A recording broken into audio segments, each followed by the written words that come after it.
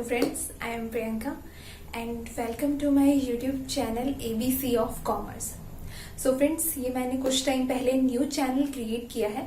आप में से कई लोगों ने कुछ वीडियोस देखे भी होंगे। कई सारे वीडियोस हम इस पे बना चुके हैं, आप यहाँ पे देख सकते हैं। ये भी होंगे जो हमारा कंटेंट रहा है इस चैनल पे और आगे जो हम फ्यूचर में इसमें कंटेंट रखेंगे वो हमारा कॉमर्स से रिलेटेड होगा।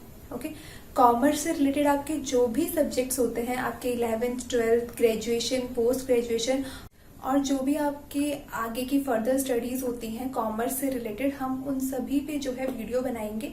बिल्कुल स्टार्टिंग से हम बेसिक लेवल से डिस्कस करेंगे, हर एक सब्जेक्ट को हम कवर करने की कोशिश करेंगे, जिसमें आपको आपके सारे डाउट्स का सॉल्यूशन मिलेगा और कॉन्सेप्ट क्लैरिटी यहाँ पर आपको मिलेगी।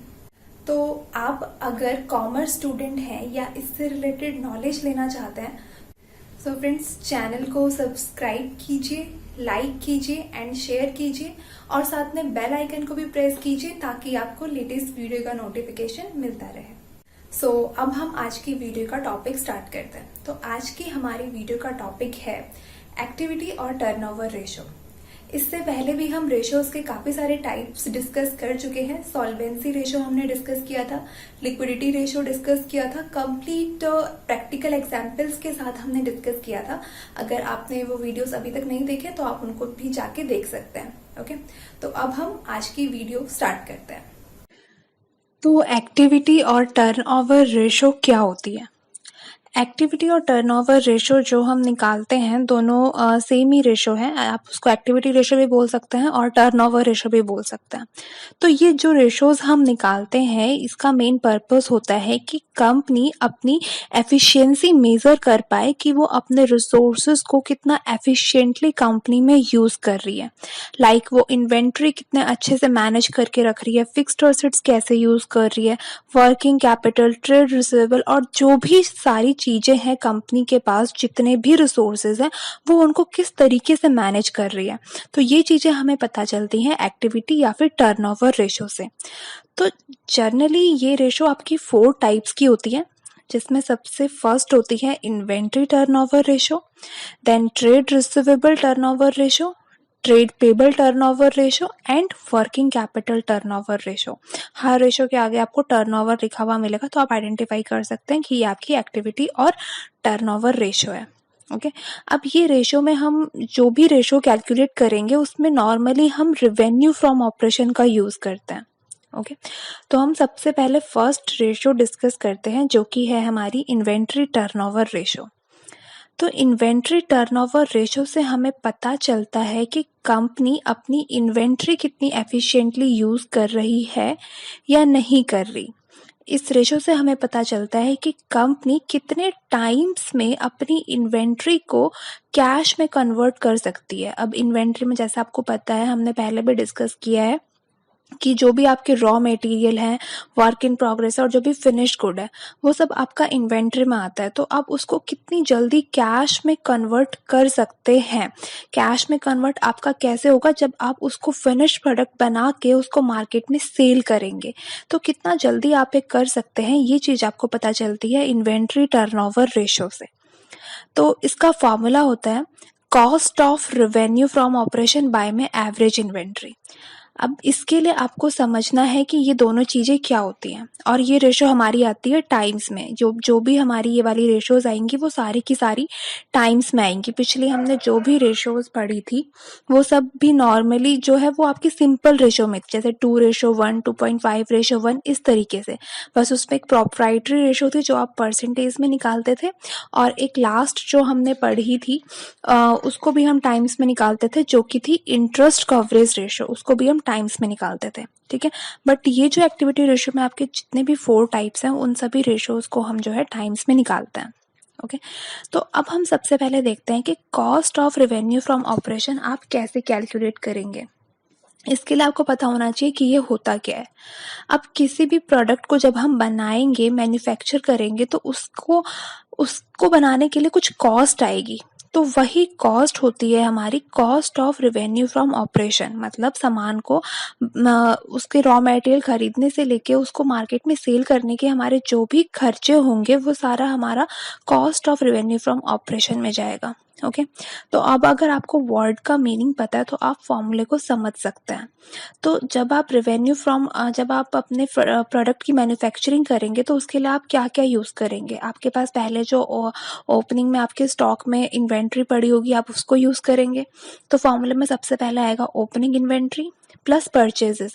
अगर आपके पास कुछ आपको रॉ मटेरियल और खरीदना है तो आप उसको परचेज करेंगे, वो भी आपकी कॉस्ट ही है तो उसको ऐड करेंगे। उसके बाद अगर कुछ सामान परचेज करने में आपको कैरेज पे करना पड़ रहा है तो वो कैरेज भी आपके लिए कॉस्ट है, उसको भी ऐड करेंगे। लेबर्स को आपको वेजेस देने पड़ रहे हैं। इसके अलावा आपके जो भी डायरेक्ट एक्सपेंसेस हैं, जो भी सामान को मैन्युफैक्चर करने में आपके जो भी एक्सपेंसेस आते हैं वो सारी चीज़ें आप इसमें ऐड करेंगे और लास्ट में जो आपकी क्लोजिंग इन्वेंट्री बच जाएगी उसको आप माइनस करेंगे। ओके तो ये तो एक मेथड हो गया है cost of revenue from operation निकालने का। इसका एक और मेथड है वो भी हम देखते हैं। तो इसका दूसरा मेथड है cost of revenue from operation निकालने का। जो आपकी रेवेन्यू फ्रॉम ऑपरेशन आई है मतलब जो आपकी टोटल सेल्स आई है, अगर आप उसमें से अपना प्रॉफिट मार्जिन लेस कर देंगे तो वो आपकी आ जाएगी cost of revenue from operation. Okay तो ये दो फॉर्मूले होते हैं। अगर आपके पास ग्रॉस प्रॉफिट क्वेश्चन में दिया हुआ है तो आप इस मेथड से निकालेंगे, अगर नहीं दिया तो आप पिछले वाले मेथड से निकालेंगे। ओके नेक्स्ट आता है एवरेज इन्वेंट्री। अब एवरेज इन्वेंट्री सिंपल है, आपकी जो ओपनिंग इन्वेंट्री है plus closing inventory divided by 2 आपकी एवरेज इन्वेंट्री निकल जाएगी और फिर आप इनको फॉर्मूले में पुट करके आपकी इन्वेंट्री टर्नओवर रेशियो निकाल सकते हैं जो कि टाइम्स में आएगी। ओके तो इस रेशो का भी कोई ऐसा स्पेसिफिक आइडियल रेशो फिक्स नहीं है, बट अगर ये रेशो जितनी हाइयर होती है इसका क्या मतलब होगा कि हमारे पास रेवेन्यू फ्रॉम ऑपरेशन जो हमारी सेल्स हुई हैं वो हमारी ज़्यादा हुई हैं और हमारी इन्वेंट्री कम है। अगर हमारी इन्वेंट्री कम है तो हम ये कह सकते हैं कि जो सामान हमारे पास स्टॉक में पड़ा हुआ है वो बहुत जल्दी जल्दी सेल हो रहा है। ओके बट ये माना जाता है कि अगर हम कोई चीज़ बहुत फास्ट बेच रहे हैं, अगर हमारी सेल्स बहुत हाई जा रही है तो इसका मतलब ये होगा कि हम उसको लो प्रॉफिट मार्जिन में बेच रहे हैं। जब हम उसको कम प्रॉफिट में बेच रहे हैं तभी तो जो कस्टमर्स हैं वो हम ही से परचेज कर रहे हैं, दूसरे सेलर्स के पास नहीं जा रहे। तो इस वजह से हमारी सेल्स ज़्यादा आ रही है और हमारी इन्वेंट्री कम है। ओके बट वहीं अगर ये रेशो कम होती है तो इसका क्या मतलब है कि हमारी इन्वेंट्री ज़्यादा है और हमारी सेल्स कम है। जो हमारे पास स्टॉक है वो हमारे पास सेल ही नहीं हो रहा, तो अगर हमारे पास वो स्टॉक ऐसे का ऐसा पड़ा हुआ है तो उसको हमें स्टोर करके भी रखना पड़ेगा। अब स्टोर करके हम रखेंगे तो उसके लिए भी हमें कुछ चार्जेस पे करने पड़ेंगे, हमारी स्टोरेज कॉस्ट बढ़ेगी उससे। ओके तो ये इसका कुछ अफेक्ट होगा। उसके बाद अगर आपको क्वेश्चन में एवरेज एज ऑफ इन्वेंट्री निकालने के लिए कहा है तो उसका फॉर्मूला होता है डेज इन अ ईयर। आपके साल में जितने भी डेज होते हैं 365 और 366 डिवाइडेड बाय आपकी जो इन्वेंट्री टर्नओवर रेशो आई है तो उससे आपका निकल जाएगा एवरेज एज ऑफ इन्वेंट्री। अब ये हम क्यों निकालते हैं, इससे हमें पता चलता है कि आपको कम से कम कितने एवरेज नंबर ऑफ डेज लगेंगे अपनी इन्वेंट्री को सेल करने में, उसको कैश में कन्वर्ट करने में। ओके तो ये हो गई है इन्वेंट्री टर्नओवर रेशो। इसके बाद हम देखते हैं ट्रेड रिसीवेबल टर्नओवर रेशो। तो ये रेशो इंडिकेट करती है कि कितनी फास्ट आप अपने ट्रेड रिसीवेबल से अमाउंट कलेक्ट कर सकते हैं। ओके बट जब आप ये रेशो निकालेंगे तो आपको एक चीज़ ध्यान रखनी है, जो भी हमारे डेटर्स होते हैं उन पे जो भी हम प्रोविज़न बना देते हैं बैड एंड डाउटफुल डेब्ट्स का, उसको हम डिडक्ट नहीं करेंगे जब हम हमारे ट्रेड रिसीवेबल्स निकाल रहे होंगे। ओके तो ट्रेड रिसीवेबल टर्नओवर रेशो का फॉर्मूला होता है net credit revenue from operation divided by average trade receivable. आप यहाँ पे ट्रेड रिसीवेबल निकाल रहे हैं तो बाय में एवरेज ट्रेड रिसीवेबल ही लेना है। ओके, अब यहाँ पे हम net credit revenue from operation लेंगे, क्योंकि ऑब्वियसली हम ट्रेड रिसीवेबल निकाल रहे हैं तो वो हमारे ट्रेड रिसीवेबल्स हमारी करंट असेट्स होती है, और इसमें हमारी दो चीजें इंक्लूड होती हैं, एक होता है डेटर्स और एक होते हैं बिल्स रिसीवेबल। अब ये दोनों चीजें तभी आती हैं जब हम किसी को क्रेडिट में सेल कर रहे होते हैं, तो ऑब्वियसली यहाँ पे हम सिर्फ net credit revenue from operation लेंगे। अगर हमें इन केस किसी क्वेश्चन में क्रेडिट रेवेन्यू फ्रॉम ऑपरेशन नहीं दिया, तो हम वहां पे अगर हमें टोटल रेवेन्यू फ्रॉम ऑपरेशन दिया है तो हम उसी को एज्यूम कर लेंगे क्वेश्चन करने के पर्पज से कि वही हमारी क्रेडिट सेल्स होगी। अगर दिया है तो हम क्रेडिट सेल्स ही लेंगे। ओके, तो नेट क्रेडिट सेल्स हमारी क्या होगी, जो हमारी टोटल सेल्स आई है, टोटल हमारा रेवेन्यू फ्रॉम ऑपरेशन जो है उसमें से हम माइनस कर देंगे अगर जो हमारा कैश सेल्स है या फिर कैश रेवेन्यू फ्रॉम ऑपरेशन है, तो वो हमारा net credit revenue from operation आ जाएगा। अगर इसमें कोई रिटर्न है, कोई से सेल्स रिटर्न हुई है, तो हम उसको जो है यहाँ पे लेस कर देंगे। ओके, उसके बाद एवरेज ट्रेड रिसीवेबल में क्या आता है हमने देख लिया। अब एवरेज ट्रेड रिसीवेबल सेम उसी तरीके से हम निकालेंगे जिसमें जैसे हमने देखा था, opening trade receivable plus closing trade receivable divided by 2। Okay, तो इसका क्या फर्क पड़ेगा, अगर ये रेशियो जितनी हायर है तो इसका मतलब क्या है कि हमारे पास उतने ट्रेड रिसीवेबल कम है। अब ट्रेड रिसीवेबल कम है तो इसका मतलब क्या है कि हमारे पास डेटर्स वगैरह हमारे पास जितने भी हैं हम उनको इजीली कैश में कन्वर्ट कर सकते हैं। मतलब जो हमारे बैड डेब्ट्स होते थे, मतलब जो डेटर्स से हम अमाउंट रिकवर नहीं कर पाते थे, वो हमारे कम से कम है। और हम ये भी कह सकते हैं कि हमारी लिक्विडिटी कंपनी की अच्छी है, क्योंकि हम जो हमारे डेटर्स हैं, जो करंट असेट्स हैं, हम उनको इजीली कैश में कन्वर्ट करवा पा रहे हैं। और इससे हम ये भी कह सकते हैं कि हमारी कंपनी की जो क्रेडिट सेल्स पॉलिसी है वो एफिशिएंट है। ओके, तो अगर ये रेशो हायर है तो ये हमारे लिए अच्छा है। ओके, बट वही अगर ये रेशो लोअर है तो इसका मतलब क्या है कि कंपनी के पास ट्रेड रिसीवेबल ज़्यादा है उसके रेवेन्यू फ्रॉम ऑपरेशन के कंपेयर में, और कंपनी की क्रेडिट पॉलिसी इनएफिशिएंट है।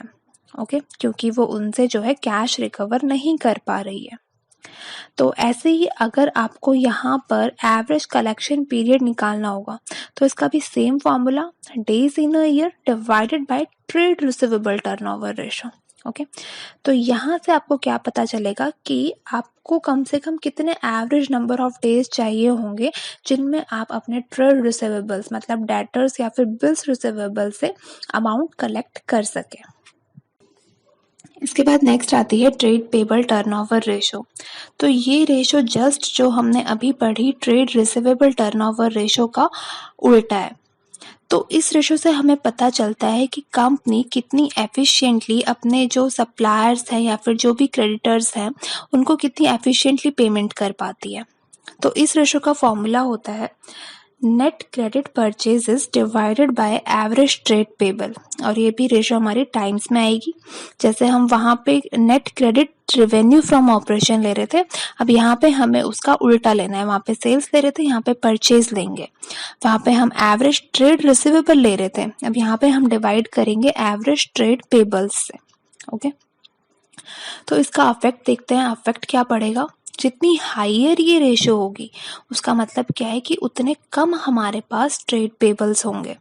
तो इसका मतलब क्या है, जितने कम हमारे पास ट्रेड पेबल्स हैं इसका मतलब है कि कंपनी के पास सफिशिएंट कैश अवेलेबल है कि वो अपने क्रेडिटर्स और जो भी सप्लायर्स या फिर जो भी शॉर्ट टर्म डेब्ट्स हैं उनको इजीली पे कर पाए। तो अगर ये रेशो हायर है तो कंपनी के लिए ओके है। ओके, और अगर कंपनी के अगर कंपनी के पास वही एक्सेसिव कैश रखा हुआ है, अगर वो इजीली पेमेंट कर दे रही है उन्हें, तो इसका मतलब तो यही है कि कंपनी के पास कैश की कोई कमी नहीं है, बहुत कैश उसके पास रखा हुआ है। अगर एक्सेसिव कैश है तो इसका मतलब कंपनी कहीं उसको बाहर री इन्वेस्ट नहीं कर रही, अपने पास स्टोर करके रख रही है। तो इसका मतलब कंपनी के पास फ्यूचर में ग्रोथ रेट जो है उसका वो कम है। ओके, तो ये बहुत ज़्यादा हायर भी नहीं होनी चाहिए। अगर ये रेशो वहीं कम आती है तो इसका मतलब क्या है कि हमारे ट्रेड पेबल्स बहुत ज़्यादा है हमारे परचेजेस के कंपेयर में। तो इसका मतलब कंपनी जो है बहुत देर बाद, बहुत टाइम लगा के जो है अपने क्रेडिटर्स को पेमेंट करती है। ओके, अब ऐसे ही सेम अगर आप जानना चाहते हैं कि आप कितने टाइम्स में जो है आप अपने जो भी आपके क्रेडिटर्स हैं उनको पेमेंट कर देंगे, अपने ट्रेड पेबल्स, सभी ट्रेड पेबल्स की पेमेंट कर देंगे कितने टाइम में, अगर आप वो जानना चाहते हैं तो आप एवरेज पेमेंट पीरियड का फॉर्मूला लगाएंगे, जो कि आपका क्या है, days in a year divided by trade payable turnover ratio. Okay, next है वर्किंग कैपिटल टर्नओवर रेशो। अब ये रेशो क्या बताती है कि कंपनी कितनी एफिशिएंटली अपनी वर्किंग कैपिटल को यूज कर रही है अपनी सेल्स जनरेट करने में। ओके, तो वर्किंग कैपिटल क्या होती है, जो कंपनी के डे टू डे एक्सपेंसेस होते हैं उनको मैनेज करती है कंपनी वर्किंग कैपिटल की हेल्प से। ओके, तो वर्किंग कैपिटल टर्नओवर रेशो का फॉर्मूला होता है आपका net revenue from operation divided by working capital, और ये रेशो भी हमारी टाइम्स में आती है।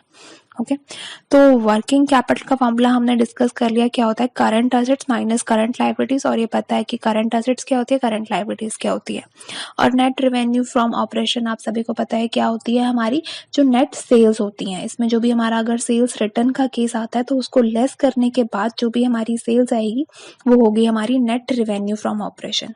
ओके, तो अगर ये रेशो हमारी जितनी ज़्यादा हायर होती है तो इसका मतलब क्या है कि हमारी वर्किंग कैपिटल कम है और रेवेन्यू फ्रॉम ऑपरेशन ज़्यादा है। तो इसका मतलब कंपनी अपनी जो वर्किंग कैपिटल है उसको एफिशिएंटली यूज़ कर रही है अपनी सेल्स को मैनेज करने के लिए, सेल्स अपनी ज़्यादा जनरेट कर पा रही है वो वर्किंग कैपिटल को यूज़ करके। ओके, लेकिन अगर रेशो कम है तो इसका मतलब कि सेल्स कम हो रही है और कैपिटल बहुत ज़्यादा रखी हुई है सेल्स के कंपेयर में, तो इसका मतलब कंपनी अपनी वर्किंग कैपिटल को सही से यूटिलाइज नहीं कर रही, उसका अंडर यूटिलाइजेशन हो रहा है। ओके, तो आज की इस वीडियो में हम इतना ही डिस्कस करते हैं। जो इससे रिलेटेड हमारे एग्जाम्पल्स बनते हैं उनको हम नेक्स्ट वीडियो में डिस्कस करेंगे। ओके, अगर आपको इससे रिलेटेड कोई भी डाउट है तो आप कमेंट बॉक्स में क्वेश्चन करके पूछ सकते हैं। Okay, thank you.